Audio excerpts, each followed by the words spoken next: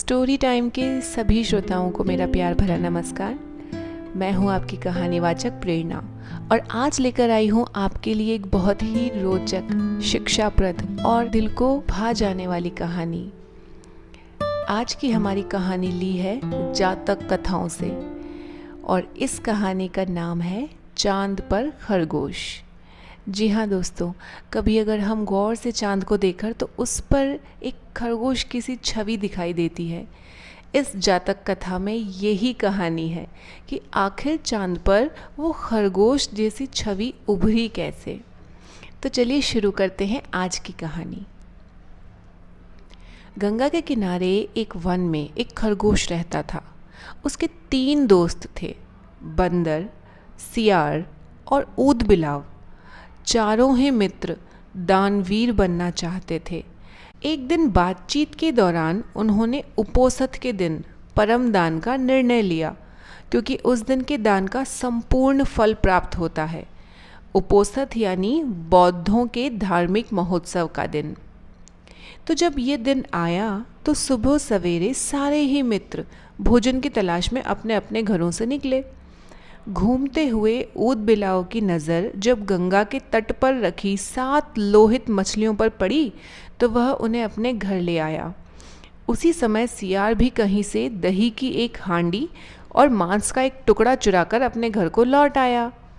उछलता कूदता बंदर भी किसी बाग के पके आम का गुच्छा तोड़कर अपने घर ले आया। तीनों मित्रों ने उन्हीं वस्तुओं को दान में देने का संकल्प लिया, किंतु उनका चौथा मित्र खरगोश तो कोई साधारण प्राणी था ही नहीं।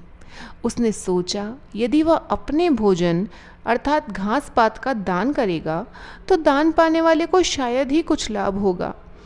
इसलिए उसने उपोषथ के अवसर पर याचक को परम संतुष्ट करने के उद्देश्य से स्वयं को ही दान में देने का निर्णय ले लिया। उसके स्वयं के त्याग का निर्णय संपूर्ण ब्रह्मांड को हिलाने लगा। इंद्र के आसन को भी तप्त करने लगा। इंद्र ने जब इस अति अलौकिक घटना का कारण जाना तो सन्यासी के रूप में वह उन चारों मित्रों की दान परायणता की परीक्षा लेने स्वयं ही उनके घरों पर पहुंच गए। ऊदबिलाव, सियार और बंदर ने इंद्र को अपने अपने घरों से क्रमशः मछलियाँ, मांस और दही और पके आम के गुच्छे दान में देने चाहे, लेकिन इंद्र ने उनके द्वारा दी गई दान की वस्तुओं को ग्रहण नहीं किया।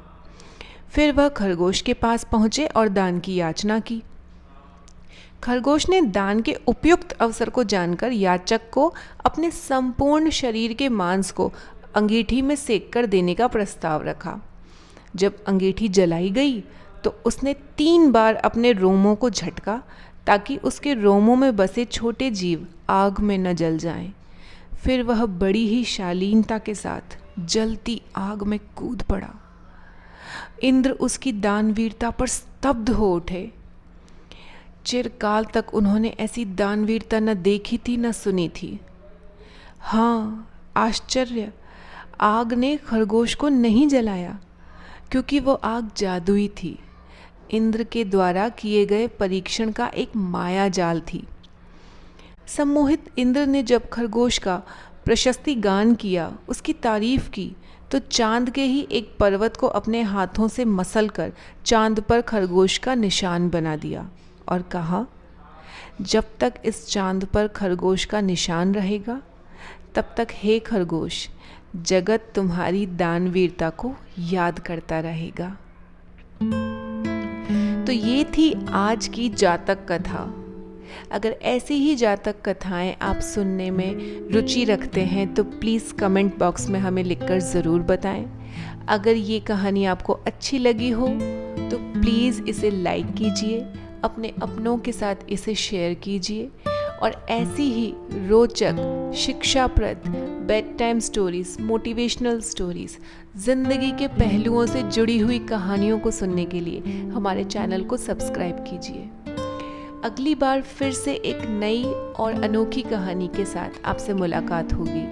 तब तक के लिए अपना ख्याल रखिए। फिर मिलेंगे। नमस्कार।